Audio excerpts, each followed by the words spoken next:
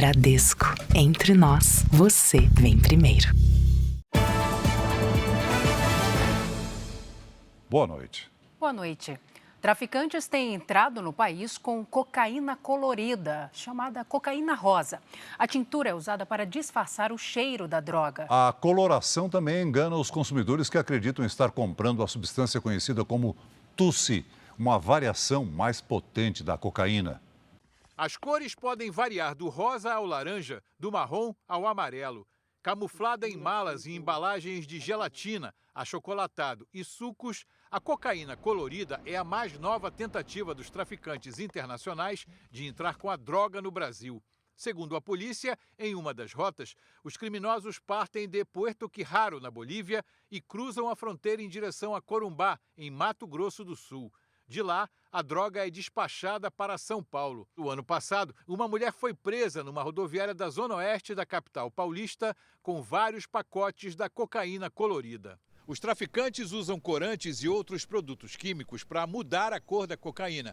Mas esta não é apenas uma questão estética, é que estes produtos ajudam a mascarar o cheiro da droga e são capazes de iludir até o olfato de cães farejadores. Quando chega aos pontos de distribuição, a droga passa por um processo de limpeza e volta à cor branca original. Esse é um processo de refino feito com outros produtos químicos e aí a droga ela alcança seu estado mais alto de pureza, né? E ela volta até aquela coloração branca. O delegado alerta que, por causa da cor, muitas pessoas acreditam estar comprando a chamada cocaína rosa, ou Tussi, que é mais potente porque recebe a mistura de drogas sintéticas como o êxtase.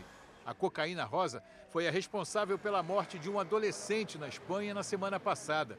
Traços da droga também foram encontrados no corpo de uma brasileira que morreu em abril de 2023 em Buenos Aires, na Argentina. No Brasil, a cocaína rosa já foi identificada pela polícia, mas ainda em pequena escala. A demanda dele é pouca aqui no Brasil. Até o momento é uma droga vendida mais na Europa e, eventualmente, até na Argentina já houve casos semelhantes aí.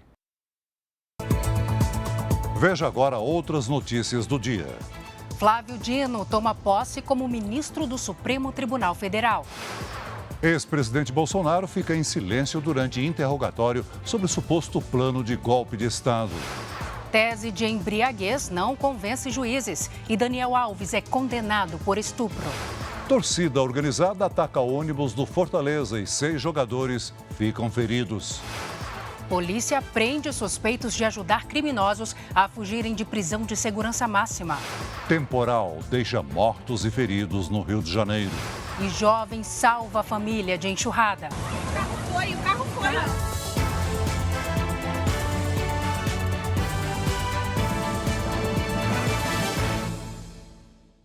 Oferecimento: Bradesco. Crédito com até 90 dias para começar a pagar.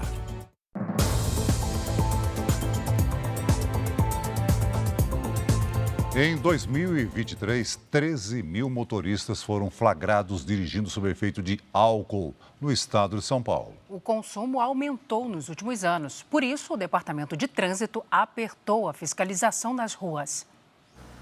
Guilherme sofreu um grave acidente de carro no ano passado em São Paulo. Ele ia a uma festa com a mulher e o filho de 6 anos, quando o veículo deles foi atingido por um motorista alcoolizado. Era uma descida, onde a gente estava na velocidade comum, e ele não encontrou o freio, ele achou o acelerador na hora da descida, e é onde ele pegou a gente de frente mesmo, com uma velocidade muito absurda. A esposa de Guilherme e o filho do casal ficaram feridos e foram hospitalizados. Dados do Ministério da Saúde mostram que entre 2021 e o ano passado, o consumo de álcool aumentou entre os brasileiros. Por isso, o Detran de São Paulo intensificou a fiscalização nas ruas para identificar motoristas que dirigem embriagados. O foco do Detran realmente é em reduzir as mortes no trânsito. Quanto mais fiscalizações, menos mortes no trânsito nós temos. Em 2023, 821 mil veículos foram fiscalizados e 13 mil motoristas flagrados dirigindo sob efeito de álcool. Em janeiro deste ano, o número de condutores alcoolizados aumentou 12,5% em comparação ao mesmo mês do ano passado. Dirigir alcoolizado é infração gravíssima, com multa de R$ 2.934 e suspensão da carteira de habilitação. Se houver reincidência no período de 1 ano, a multa dobra e a CNH é cassada. Quando o bafômetro aponta um índice superior a 0,34 miligramas de álcool por litro de ar, o motorista pode ser preso em flagrante. O condutor que atingiu o carro da família de Guilherme se recusou a fazer o teste do bafômetro. Chegou a ser levado para a delegacia, mas foi liberado em seguida. Fica o sentimento de injustiça, né? O cara foi solto na mesma noite e o prejuízo ficou aí, R$14 mil. Se embriagar e sair, para mim, ele é uma tentativa ali de homicídio. 16 suspeitos foram presos numa operação policial contra pilotos e mecânicos de helicópteros usados para o tráfico internacional de drogas. Polícia! Polícia! Os mandados de prisão foram cumpridos em Goiás, São Paulo, Minas Gerais, Roraima e Rio de Janeiro. Em Macaé, no litoral fluminense, um piloto foi preso no momento em que pousava o helicóptero. A operação foi realizada pela Polícia Federal e a Polícia Civil de São Paulo. A cocaína produzida na Bolívia era transportada de helicóptero para o Paraguai e de lá entrava no Brasil. O trajeto é conhecido entre os criminosos como Rota Caipira. O destino final era Paraguaçu Paulista, onde a quadrilha guardava a droga e tinha um centro de manutenção de aeronaves. Foram cumpridos ainda 47 mandados de busca e apreensão que podem ajudar a polícia a descobrir quem são os financiadores do esquema. 2 pessoas estão foragidas. Nesta quinta fase da operação, o foco foi prender principalmente pilotos e mecânicos de helicópteros. Aqui nós temos um centro de formação de pilotos de aeronaves e também de manutenção de aeronaves. E as organizações criminosas estão de olho nisso e estão tentando arregimentar pessoas do estado de Goiás que atuam nesse ramo para cometer o tráfico de drogas. Ao longo das fases anteriores, os investigadores conseguiram apreender quase 700 quilos de cocaína. 8 helicópteros foram apreendidos, 7 no Brasil e 1 na Bolívia. A polícia localizou ainda fazendas que serviam de apoio para o tráfico, como esta em Anicuns, em Goiás, que era usada como depósito da droga e para abastecimento das aeronaves. Em cada momento que a investigação identifica um local de pouso, nós estamos falando de fazenda de milhões. Então, essa rota é descartada e uma nova rota é traçada. 8 pessoas morreram depois de uma forte chuva que atingiu o estado do Rio de Janeiro. Uma das vítimas é um menino de 1 ano e 7 meses que foi soterrado após um deslizamento de terra. Em meio ao temporal, um resgate dramático salvou a vida de uma família. O reconhecimento após uma noite de muita tensão. Esse aqui é o meu anjo, que salvou a minha vida. Deus enviou ele para salvar minha vida e das minhas filhas. Marcos Vinícius Vasconcelos, de 20 anos, estava neste ônibus quando começou a chover forte. Ao ver o carro da família sendo arrastado, ele não pensou 2 vezes e foi ajudar. No veículo estavam a mãe e 2 bebês. O resgate dramático foi registrado por passageiros e moradores. A primeira criança é retirada pelo banco de trás. Na sequência, a segunda menina também é salva. Estava só com um pé no ônibus e um pé no carro. Eu estava segurando em cima do carro dela e segurando o bebê com um braço só. Medo eu tive, mas também tive mais coragem que medo. A mãe saiu por último e logo que ela entrou no ônibus, o carro foi levado pela enxurrada. Eu estava assim, não estava acreditando no que estava acontecendo, nervosa, ao mesmo tempo aliviada, porque consegui sair daquele momento tenso, né? O resgate aconteceu ontem à noite em Nova Iguaçu. 2 pessoas morreram durante a chuva na cidade. Uma delas, Roberto Mesquita, que tentava chegar em casa. Ele tentou subir porque a esposa estava em casa sozinha, né? Ele preocupado, aí a água carregou ele. A Baixada Fluminense foi a região mais atingida. Aqui em Nova Iguaçu, o Rio Botas transbordou e inundou as ruas, que agora estão cheias de lama e lixo. A Defesa Civil está em alerta, porque ainda há risco de que as novas chuvas provoquem mais alagamentos. Em todo o estado, foram mais de 135 chamados para os bombeiros. Em Barra do Piraí, no sul fluminense, 4 pessoas da mesma família, entre elas um bebê de 8 meses, morreram depois que um deslizamento de terra atingiu um prédio de 3 andares. Em Japeri, uma moradora teve a casa atingida por um barranco e não resistiu aos ferimentos. Em outra parte da cidade, um deslizamento também destruiu a casa de uma família de 7 pessoas. A minha cunhada só conseguiu empurrar a avózinha dela para fora, sair junto. O Caleb, na hora do barulho, correu para a cozinha e a Jade para o lado de fora. Caleb Jefferson Veloso Costa tinha 1 ano e 7 meses e morreu. A irmã gêmea dele, Jade, foi resgatada com vida. O bem material a gente reconstrói, e a vida, que é uma só, entendeu? A gente não consegue reconstruir a vida dele que se perdeu. A chuva também provocou estragos no interior de São Paulo. 14 trechos de rodovias foram interditados por causa da queda de barreiras e de árvores na região do Vale do Paraíba. O temporal alagou bairros de Guaratinguetá e cerca de 60 pessoas precisaram ser resgatadas em botes. Outras 70 famílias tiveram que sair de casa. Em Campos do Jordão, a Defesa Civil registrou deslizamentos, inclusive de uma encosta às margens da rodovia SP-50. Uma parte da via precisou ser interditada. Outros trechos de estradas em 8 cidades também foram bloqueados. Na cidade de Aparecida, uma rocha se desprendeu e atingiu uma casa. 2 moradoras dormiam no momento do acidente e por pouco não foram atingidas. No Pará, pescadores encontraram um tipo de submarino abandonado. A polícia vai fazer uma perícia para saber se a embarcação era usada no transporte de drogas.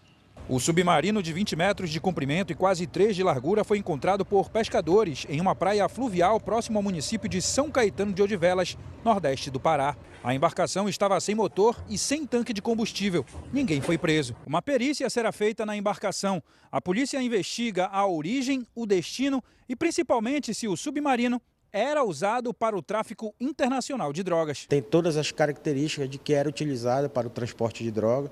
Sabemos que o Pará é uma rota internacional do tráfico de droga. Toda a droga que é produzida nos países andinos, vizinhos ao Brasil e que é traficada através do Rio Amazonas e daqui traficada para a América do Norte e a Europa. Em 2018, um outro submarino de 17 metros foi encontrado na mesma região. E no ano passado, algumas embarcações desse mesmo tipo que saíram do Brasil foram apreendidas em águas europeias. Um acidente com um ônibus de turismo deixou 5 mortos em Potiraguá, na Bahia. O veículo seguia de Vitória da Conquista a Porto Seguro quando o motorista perdeu o controle da direção e caiu de uma ponte. Dos 5 mortos, uma era criança. Outras 16 pessoas foram encaminhadas a hospitais da região. Quase 741 mil casos prováveis de dengue já foram notificados no Brasil este ano.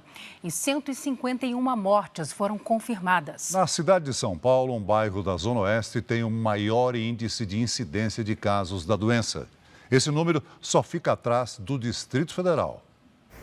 Seu Aramis, de 61 anos, sentiu os primeiros sintomas da dengue há 20 dias. Eu comecei sentindo dores nas articulações, né? Aí no dia seguinte já comecei com febre alta, né? 38,5, 39 graus.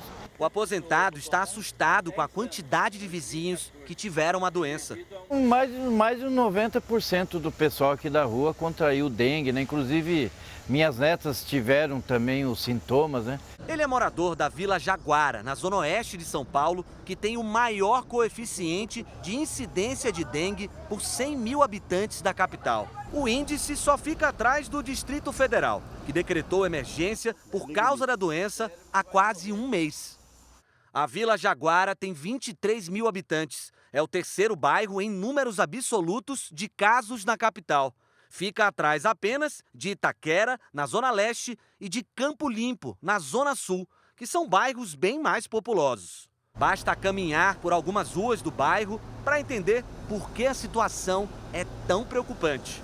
Há 15 dias, a Prefeitura de São Paulo precisou de 2 caçambas para retirar todo o lixo acumulado neste terreno às margens de um córrego. Cerca de 2 toneladas de copos, garrafas e recipientes que poderiam servir como criadouros do mosquito da dengue.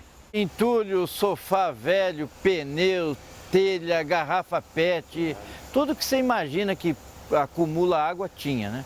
Segundo especialistas, o Aedes aegypti não consegue voar muito longe, até um raio de 100 metros ao redor de onde nasceu. Por isso, as ações de combate aos criadouros é fundamental. De acordo com a Secretaria Municipal da Saúde de São Paulo, o número de agentes nas ruas passou de 2.000 para 12.000 funcionários. Fazendo casa a casa, identificando e eliminando os criadouros do mosquito da dengue, além de fazer esse porta a porta, dando as orientações à população das medidas adequadas a serem feitas. Quase 741 mil casos prováveis de dengue já foram notificados no Brasil este ano. 151 mortes foram confirmadas e 501 estão em investigação. Em Canoas, no Rio Grande do Sul, 10 moradores deste condomínio estão com sintomas da doença. A principal preocupação é com um vazamento que acumula água parada no terreno ao lado. Agentes da Força Nacional chegam daqui a pouco a Mossoró, no Rio Grande do Norte, para ajudar nas buscas dos criminosos que fugiram do presídio de segurança máxima. Hoje, o Ministério da Justiça confirmou a prisão de 3 suspeitos por ajudarem na fuga. Com a prisão dos 3 suspeitos de terem ajudado os fugitivos, a Força Tarefa tem agora mais elementos que possam indicar o paradeiro de Rogério da Silva Mendonça e Deibson Cabral Nascimento. 2 das prisões ocorreram na divisa do Rio Grande do Norte com o Ceará, onde ontem a Polícia Federal realizou um grande cerco nesta comunidade no município de Baraúna. A mais de 30 quilômetros dali, em Mossoró, outro suspeito foi preso em casa. Ele passou por audiência de custódia hoje e a prisão temporária foi mantida. Um carro também foi apreendido e a possibilidade do veículo ter sido utilizado para dar apoio aos detentos não está descartada. No 9º dia de buscas, policiais militares em motos participaram da caçada aos foragidos pelas estradas de terra. Helicópteros seguem no apoio à mega operação e os bloqueios nas rodovias federais também continuam. O Parque Nacional da Furnafeia, que tem mais de 8.500 hectares, permanece fechado.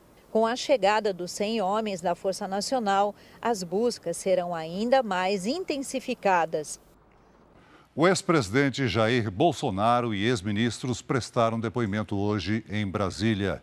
Vamos saber dos detalhes com Luiz Fara Monteiro. Boa noite, Fara. Oi, Celso. Uma excelente noite a você, a Salso e a todos que acompanham o JR. O ex-presidente ficou calado no depoimento da Polícia Federal sobre a suposta tentativa de golpe de Estado. A defesa dele pede acesso total à investigação e também à delação de Mauro Cid. Segurança reforçada na sede da Polícia Federal em Brasília, onde a maioria dos investigados foi prestar depoimento. O ex-presidente Jair Bolsonaro chegou às 2h20 da tarde e ficou no prédio por cerca de 30 minutos. Ele não falou com jornalistas e, como já havia sido anunciado pela defesa, o ex-presidente se calou ao ser questionado sobre a suposta tentativa de golpe de Estado. Esse silêncio, quero deixar claro que não é simplesmente o uso do exercício constitucional do silêncio. A falta de acesso a esses documentos, especialmente as declarações do tenente-coronel Mauro Cid e as mídias eletrônicas obtidas dos telefones celulares de terceiros e computadores, impedem que a defesa tenha um mínimo conhecimento de por quais elementos o presidente é hoje convocado a esse depoimento. Jair Bolsonaro tinha pedido o adiamento do depoimento, que foi negado 2 vezes pelo relator das investigações no Supremo, ministro Alexandre de Moraes. Outros advogados que estiveram na sede da Polícia Federal também alegaram falta de acesso a toda a investigação. O Jornal da Record confirmou que o general Braga Neto, ex-candidato a vice-presidente na chapa de Jair Bolsonaro, também ficou em silêncio. No total, a Polícia Federal intimou para depoimentos 23 investigados. Entre eles, os ex-ministros da Justiça, Anderson Torres, e do Gabinete de Segurança Institucional, Augusto Heleno. Também foram ouvidos o presidente do Partido Liberal, Valdemar Costa Neto, e os assessores Marcelo Câmara e Tércio Tomás. A Polícia Federal marcou os depoimentos para o mesmo horário, com a intenção de explorar possíveis contradições e evitar a combinação de respostas. O depoimento de Anderson Torres foi um dos mais demorados. O ex-ministro da Justiça voltou a negar que tenha participado de reuniões para a elaboração de uma minuta de decreto de golpe e afirmou que nunca foi aos acampamentos nos quartéis do Exército. Fontes ouvidas pelo Jornal da Record negam que Torres esteja negociando um acordo de delação premiada. A defesa de Valdemar Costa Neto afirmou que ele respondeu a todas as perguntas e não vai comentar as investigações. O ex-presidente Jair Bolsonaro tem negado qualquer tipo de envolvimento em uma tentativa de golpe de Estado. O ex-ministro da Justiça, Flávio Dino, tomou posse hoje como ministro do Supremo Tribunal Federal. Dino assumiu a vaga aberta com a aposentadoria da ministra Rosa Weber. Entre as autoridades presentes estavam o presidente Lula, os presidentes da Câmara, Arthur Lira, e do Senado, Rodrigo Pacheco, além de ministros de Estado, parlamentares e governadores. Flávio Dino é a segunda indicação de Lula para o Supremo Tribunal Federal em seu terceiro mandato. Ele assume a vaga aberta com a aposentadoria de Rosa Weber em outubro do ano passado. Prometo bem e fielmente exercer o cargo de ministro do Supremo Tribunal Federal em conformidade com a Constituição e as leis do país. O presidente do Supremo, Luiz Roberto Barroso, deu as boas-vindas ao novo ministro. Eu apenas me limito a fazer uma brevíssima saudação de boas-vindas ao nosso novo ministro Flávio Dino, que é uma pessoa que é recebida por todos nós com imensa alegria, um homem público que serviu ao Brasil em muitas capacidades e nos três poderes. Natural de São Luís, no Maranhão, Flávio Dino chega ao STF com 55 anos. Foi juiz federal por 12 anos. Integrou o Conselho da Justiça Federal e o Conselho Nacional de Justiça como secretário-geral. Dino deixou a magistratura em 2006, quando entrou na política. Foi deputado federal pelo Maranhão de 2007 a 2011. Em 2014, foi eleito governador e reeleito em 2018. Em 2022, venceu a disputa para senador pelo PSB, mas se licenciou para assumir o cargo de ministro da Justiça do governo Lula. Com a chegada de Flávio Dino, o STF volta a ter a composição completa, com 11 ministros. Dino poderá ficar no tribunal por 19 anos. Ele herda um acervo de 340 processos da ministra aposentada Rosa Weber. Na lista estão as conclusões finais da CPI da Covid do Senado, que tem como um dos indiciados o ex-presidente Jair Bolsonaro. O novo ministro do STF dispensou o tradicional jantar oferecido pela Associação dos Magistrados Brasileiros. A primeira sessão de Dino como ministro do tribunal será na próxima quarta-feira, no julgamento das ações que questionam as chamadas sobras eleitorais, que é a distribuição de vagas quando o número mínimo de votos não é alcançado. O Tribunal Regional Eleitoral do Paraná marcou para 1º de abril o início do julgamento do senador Sérgio Moro, do União Brasil. A Procuradoria Regional Eleitoral deu parecer favorável à perda do mandato. Moro é acusado de abuso de poder econômico na campanha eleitoral de 2022. A assessoria de Moro afirmou que ele não vai se pronunciar sobre o julgamento. Moro nega que tenha cometido qualquer irregularidade. Eu volto daqui a pouquinho com outras notícias direto da redação do JR aqui em Brasília. Celso. Até já, Fara. Um incêndio de grandes proporções atingiu um prédio de 14 andares em Valência, na Espanha. Ao menos 13 pessoas ficaram feridas. O fogo começou no 4º andar e em 30 minutos já tinha se espalhado pelo edifício residencial. Moradores ficaram presos nas sacadas. 2 deles foram resgatados pelos bombeiros. As causas do incêndio ainda são apuradas. Investigações preliminares indicam que espumas usadas na fachada como isolante térmico ajudaram na propagação rápida das chamas. Um bispo da Igreja Católica foi preso na Austrália acusado de crimes sexuais. Christopher Saunders responde a 14 acusações por atentado ao pudor, 2 por estupro e 3 por comportamento indecente com menor de idade. Documentos indicam que os supostos crimes aconteceram entre 2008 e 2014.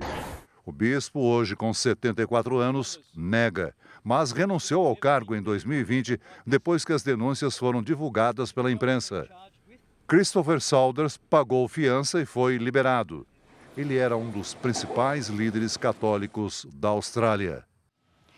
Hora da previsão do tempo com a Lidiane Sayuri. Lid, boa noite para você. Essa chuvarada toda aí segue espalhada pelo Brasil? segue, mas com menor intensidade. Salsi, boa noite para você. Oi, Celso, muito boa noite para você aí de casa. Neste momento, as nuvens mais carregadas se concentram sobre o sudeste, nordeste e sobre a região norte. Nos próximos dias, a circulação de ventos no oceano perde força e uma frente fria avança pelo sul do país. No Nordeste, o solo está muito encharcado e ainda há risco de alagamentos e deslizamentos, especialmente no litoral da Bahia. Mais cedo, na cidade de Estrela de Alagoas, na zona rural do estado, um tornado assustou os moradores.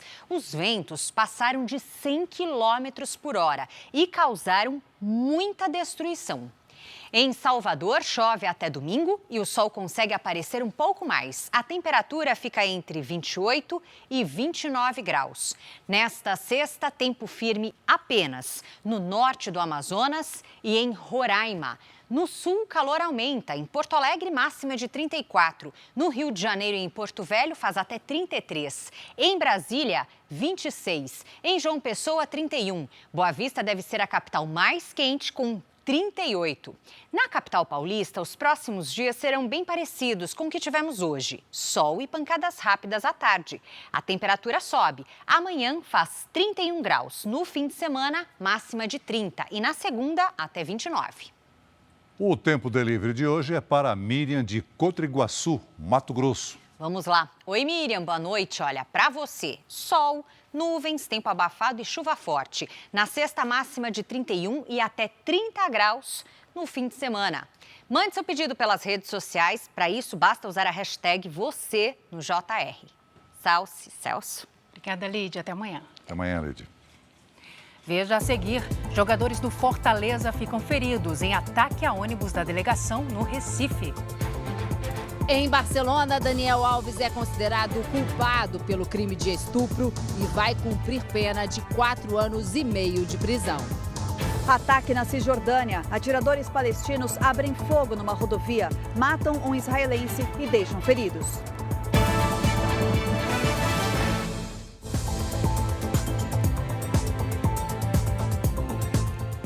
Daniel Alves foi condenado a 4 anos e meio de prisão por estupro na Espanha. Os advogados dele vão recorrer da decisão. O argumento de embriaguez para atenuar a pena foi rejeitado. O jogador deixou o presídio para ouvir a sentença no Tribunal de Barcelona.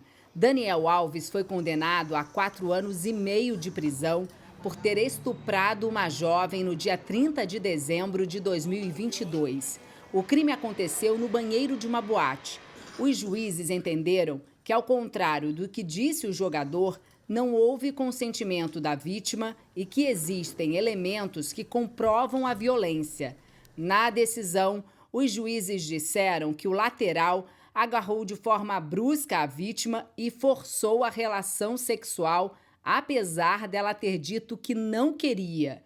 O argumento de embriaguez foi rejeitado para atenuar a pena, mas o tribunal aceitou outra medida para reduzir a punição pela metade, 150 mil euros. O equivalente a cerca de 800 mil reais serão pagos como indenização à vítima que não teve o nome revelado.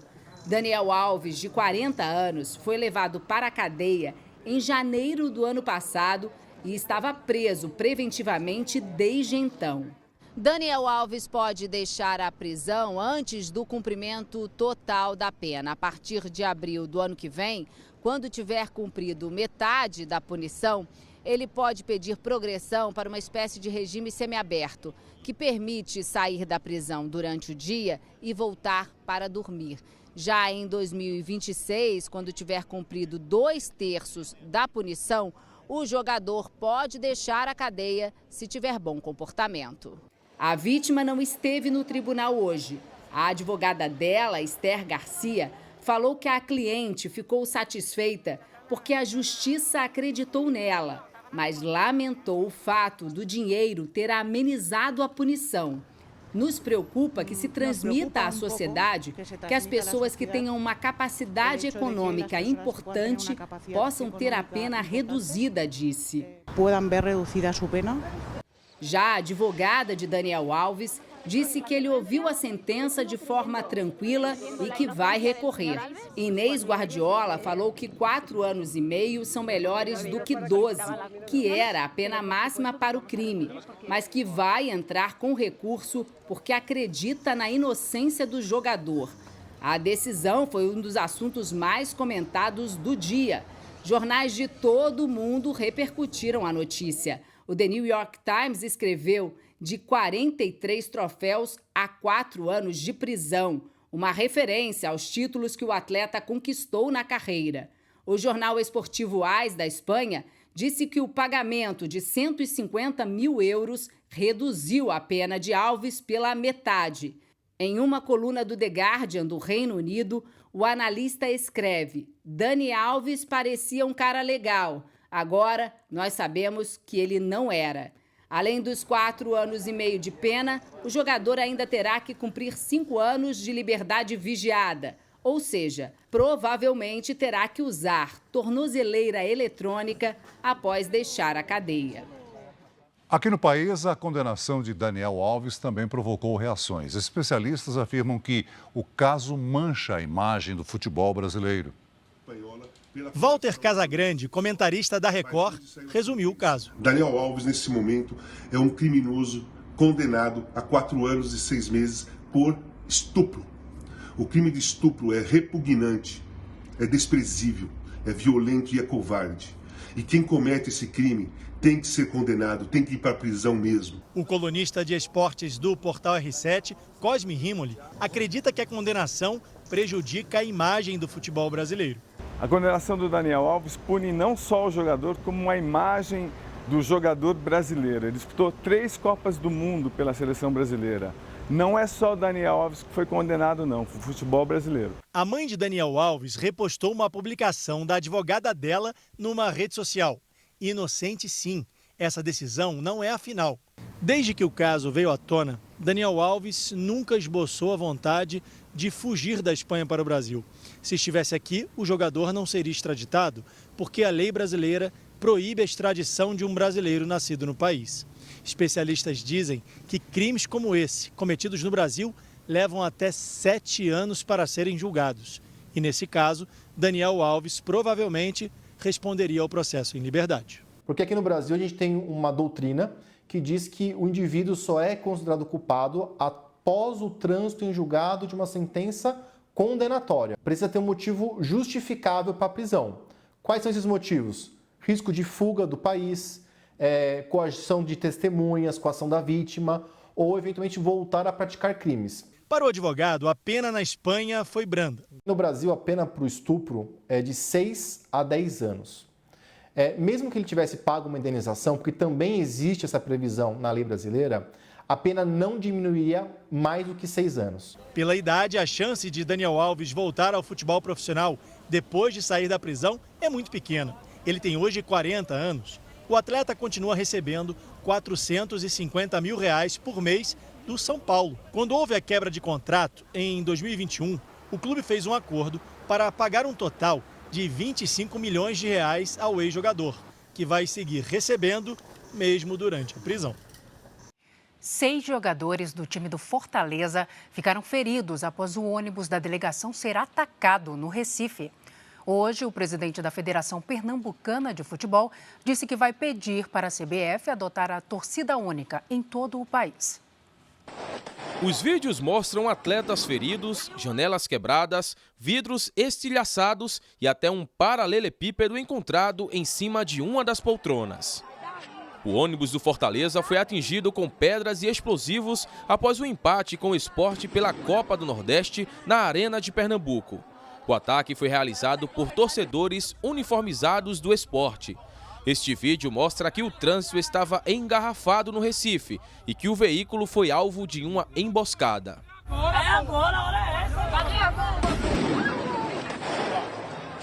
É um crime, aquilo ali foi tentativa de homicídio, porque podia ter morrido alguém, premeditado.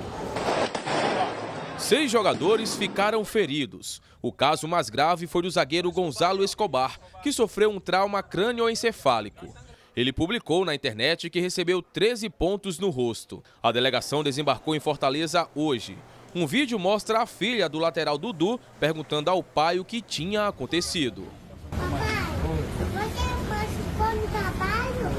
Uma coisa que fica é até quando, né? O que fica até quando, porque vai esperar o quê? Alguém morrer, algum atleta passar mal? O esporte se colocou à disposição para ajudar na apuração dos fatos. Como o ataque aconteceu longe do estádio, o clube não deve ser punido. A CBF afirmou que seguirá implacável na cobrança para que todo ato de violência seja varrido do futebol brasileiro. O presidente da Federação Pernambucana de Futebol, Evandro Carvalho, disse que propôs hoje à CBF a adoção de torcida única em todos os jogos realizados no país. Dessa forma, torcedores do time visitante ficariam vetados de ir aos estádios. Já a governadora de Pernambuco, Raquel Lira, afirmou que vai trabalhar para punir os culpados. A Polícia Civil investiga o caso e até o momento ninguém foi preso. Para tentar reduzir os casos de violência no futebol de Pernambuco, o governo do estado estuda implantar o sistema de reconhecimento facial nos estádios. A ideia é justamente empregar essa tecnologia no entorno do estádio, na entrada, né, para ajudar, inclusive, dentro desse contexto da segurança pública nas praças desportivas. A arrecadação federal com impostos foi a maior em quase 30 anos. Vamos acompanhar aqui no telão. Segundo a Receita Federal, em janeiro foram arrecadados mais de 280 bilhões de reais em impostos e contribuições. Descontada a inflação, a alta superou os 6% na comparação com janeiro do ano passado. O crescimento é resultado das mudanças na tributação propostas pela equipe econômica e aprovadas pelo Congresso Nacional. Agora vamos voltar a Brasília, porque o presidente Lula tenta desatar nesta noite os nós da articulação do governo com o Congresso Nacional. O Fara explica pra gente, Fara. É isso mesmo, Salsi. O Planalto e o Centrão tentam falar línguas parecidas. O presidente Lula tem um jantar agora à noite com líderes partidários, o presidente da Câmara e com ministros. O encontro é essa tentativa de pacificar a relação com os deputados do Centrão, que acusam o governo de não cumprir acordos. O dia no Palácio do Planalto foi de negociações. O ministro da Secretaria de Relações Institucionais se reuniu hoje com representantes dos Ministérios da Fazenda, do Planejamento, da Casa Civil e líderes do Congresso para tratar dos vetos na Lei de Diretrizes Orçamentárias. Segundo Alexandre Padilha, ficou acertado que o governo vai cumprir o cronograma de pagamento de emendas que foi vetado por Lula. Em troca, os parlamentares vão manter o veto do presidente. Os pagamentos têm que ser feitos até o fim de junho. Fizemos um cálculo inicial em torno de 14 bilhões e meio, que seria o montante desses recursos. O governo vai construir um cronograma de execução das emendas, né, ao longo do ano, como a gente sempre faz, e que quer estabelecer a prioridade absoluta, né, do empenho e pagamento desses valores. No dia 7 de março, haverá uma nova reunião do governo com representantes da Comissão Mista de Orçamento. O acordo é um tempero a mais no jantar desta noite no Palácio da Alvorada com o presidente Lula e líderes do Congresso. No cardápio, discussões sobre vetos, desoneração da folha de pagamentos e o Programa de Incentivos a Eventos Culturais, o PERSE. O encontro é para cumprir uma promessa que foi feita ao presidente da Câmara há uma semana. Lula prometeu a Lira que iria entrar em campo para melhorar a articulação política com o Congresso.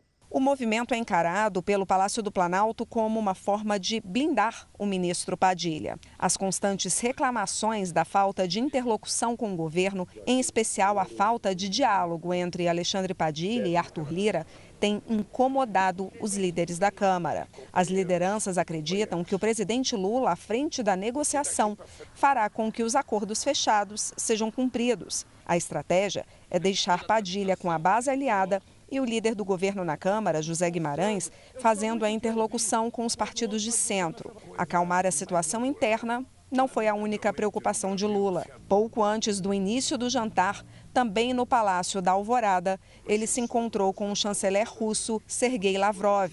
A pauta oficial não foi divulgada. Eu fico por aqui. Para você saber mais notícias de Brasília, é só acessar o r7.com. Voltamos ao estúdio em São Paulo com a Salsi. Obrigada, Fara. Até amanhã. Veja a seguir, certidão de óbito de Alexei Navalny diz que a morte do ativista russo foi de causas naturais. Secretário de Estado americano chama Lula de amigo, mas diz que discorda da declaração do presidente sobre Israel. Em comício de campanha, presidente americano usa palavrão em referência a Vladimir Putin.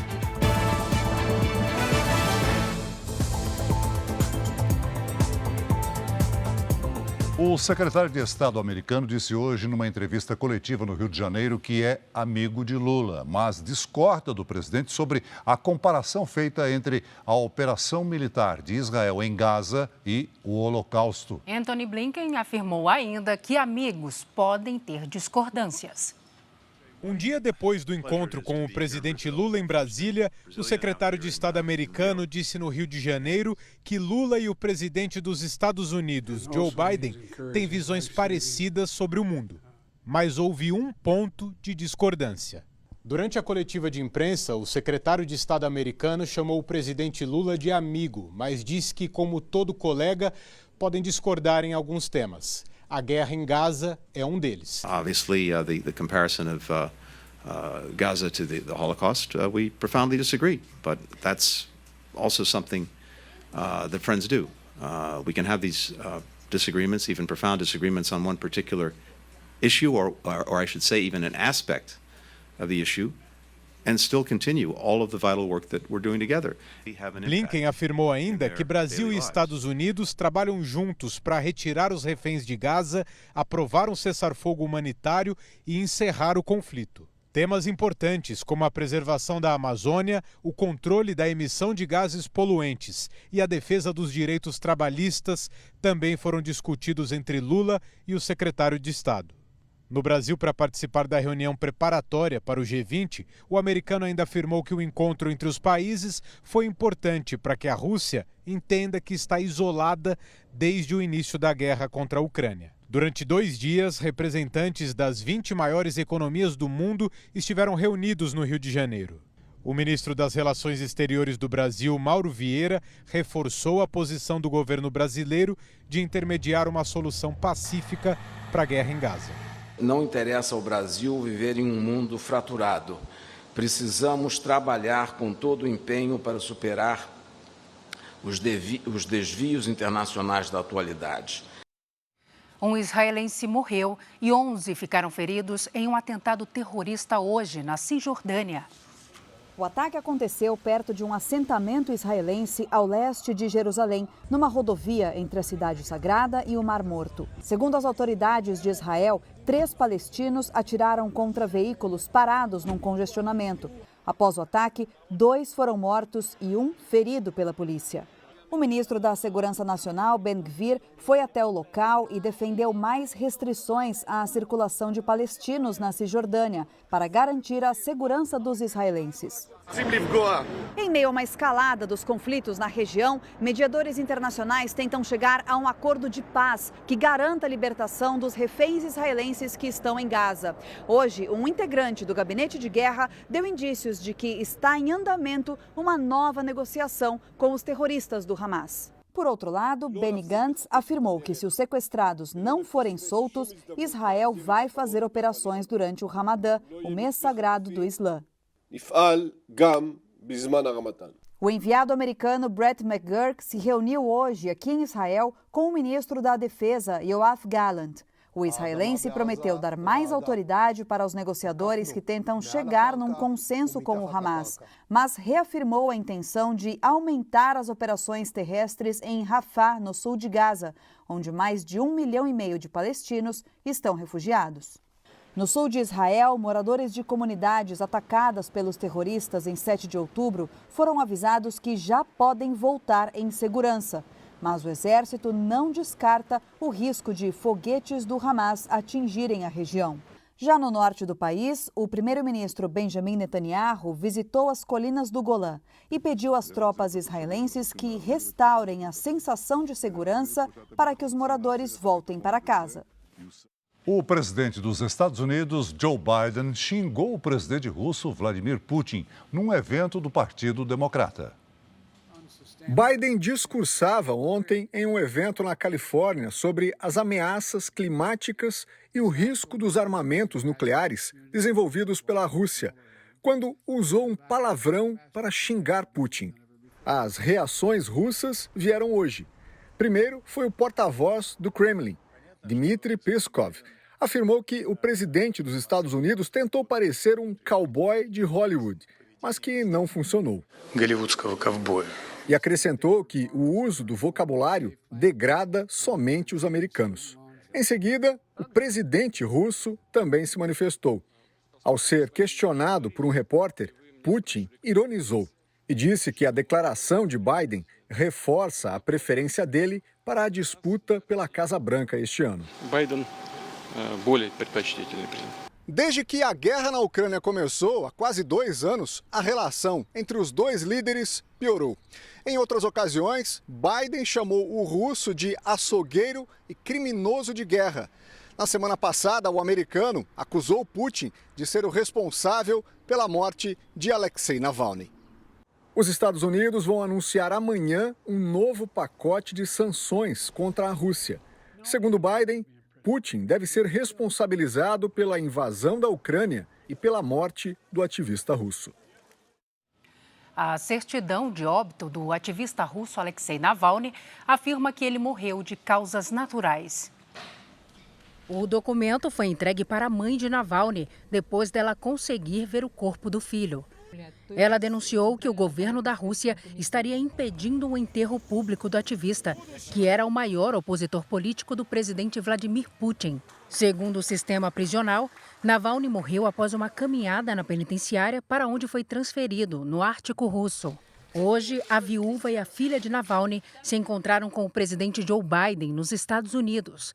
Segundo a Casa Branca, Biden manifestou admiração pela coragem e pelo legado de Navalny. A rede pública de ensino perdeu mais de 500 mil de estudantes em um ano, enquanto as escolas privadas ganharam 400 mil alunos. As filhas de Mara estudaram em escola pública durante todo o ensino fundamental, mas no ano passado foram para a rede privada. Não havia uma aprendizagem, né? E aí, onde que nós optamos em direcioná-las para a escola particular. De acordo com o censo escolar, a rede pública perdeu mais de 500 mil alunos no ano passado, enquanto a rede particular ganhou mais de 420 mil novos estudantes. Classe média que sempre se interessou pela educação, que entende já a educação como uma mola de transformação social e de, inclusive, investimento no futuro dos filhos, né? Volta a investir na educação privada. O censo também apresentou um dado preocupante relacionado à evasão escolar. 68 milhões de pessoas com 18 anos ou mais não concluíram a educação básica nem frequentam a escola atualmente. E o ensino médio é a etapa do aprendizado que mais concentra o abandono. Quase 9 milhões de jovens não terminaram esta fase escolar. Em Brasília, o ministro da Educação disse que medidas têm sido adotadas para reduzir a evasão, como a criação do programa Pé de Meia para alunos de baixa renda do ensino médio. Ele vai receber um auxílio mensal, vai receber uma poupança no final do ano que será depositada na sua conta, que só vai poder sacar ao final da conclusão do ensino médio. Portanto, é mais uma política de apoio a esse jovem para garantir que ele permaneça na escola. Mais de 500 mil de jovens aprendizes conquistaram o primeiro emprego no ano passado. O programa que faz a ponte entre os estudantes e o mercado de trabalho tem crescido cada vez mais no país. Aos 18 anos, Gabriel cursa o primeiro ano de análise de sistemas e conseguiu uma vaga de emprego através do programa Jovem Aprendiz. Ele estuda nesse instituto que ajuda os jovens a fazer essa travessia entre os livros e o ofício. A experiência junto com o aprendizado que eu tô pegando vai agregar muito no meu futuro. No ano passado, mais de 7 mil jovens aprendizes conseguiram uma colocação com o apoio do Instituto.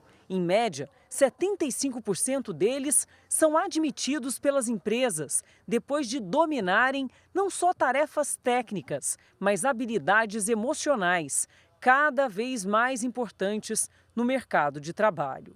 Trabalhar a autoestima desses jovens, mostrar para eles, a importância de buscar o seu lugar na sociedade e descobrirem os seus talentos. O maior desafio e também objetivo do programa é apresentar aos estudantes o mercado de trabalho como aprendizes, sem afastá-los da sala de aula. Pelo contrário, tentando unir essas duas habilidades. E tem dado certo. Segundo o Ministério do Trabalho, só no ano passado, cerca de 560 mil jovens participaram do Jovem Aprendiz. É a maior adesão dos últimos 20 anos. Uma série de atores que acompanham esse jovem durante a aprendizagem. A entidade formadora, o tutor na empresa. Então, ele recebe um tratamento muito diferenciado, um acolhimento maior. Nessa empresa de logística em São Paulo, a inclusão de jovens aprendizes é uma política da empresa. Dos quase 2.000 funcionários, pelo menos 100 fazem parte do programa Jovem Aprendiz, com alta taxa de contratação. 90% são contratados, os 10% que restaram saíram para buscar uma oportunidade melhor na visão profissional deles, mas eles já saem para o mercado de trabalho com uma certa maturidade profissional. As duas jovens têm funções diferentes, mas o mesmo nome, Isabelle. Em comum, também os sonhos, conciliar os estudos e progredir na empresa. Hoje já sei um pouco de tudo, assim, me sinto muito segura de poder avançar cada vez mais. Estou me esforçando bastante e eu espero que dê tudo certo. Essa edição termina aqui, à 00:30 tem mais Jornal da Record. Fique agora com Jezabel e logo depois de Gênesis tem jornalismo investigativo com Roberto Cabrini no Câmera Record. Está imperdível. Boa noite para você. Boa noite.